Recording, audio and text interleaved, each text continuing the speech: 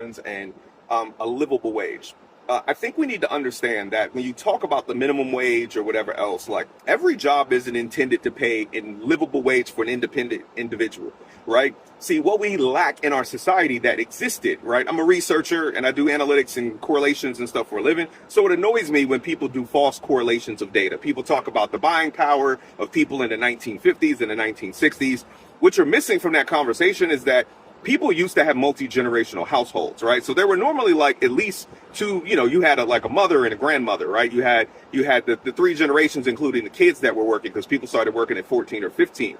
But now we have a society of people who all want to live independently, with the exception of some cultures, especially a lot of immigrant families, wind up having more economic power because they have multi-generational households, right? So no, every job isn't supposed to be able to pay for rent and a car and everything else. But if you were in a multi-generational household and you weren't just moving out the house because you got issues with your parents or your ideals don't align, if we were still living in multi-generational families until people got married, then you would have less of an issue because one, you would be earning a wage that allowed you to save money so that you were in a better place to be able to buy things, to not have debt, to buy cars cash, to pay cars off quickly, to save money for a down payment. I know people now that just come from families that, their families are middle class or upper middle class, but they get married and move in with their parents so they can save money. And these are people who are working sometimes six-figure jobs just so they can put more money down on the house.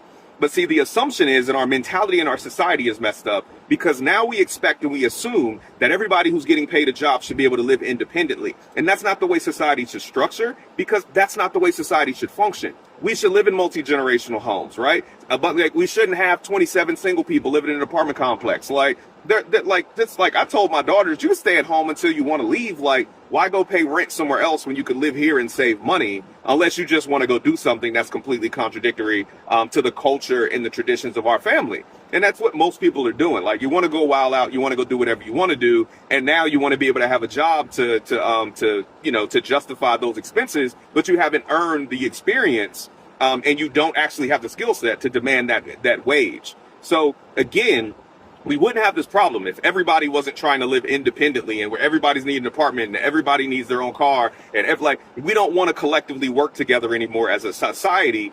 But at the same time, we can't control the burden. And yes, we can blame it on the billionaires and whatever else, but understand, billionaires have money because of what their stocks are valued at. They don't actually have that cash. So the billionaires are what makes the millionaires, is what makes the people have six-figure jobs. So you have to understand the macroeconomics and realize that every job isn't meant for you to live independently.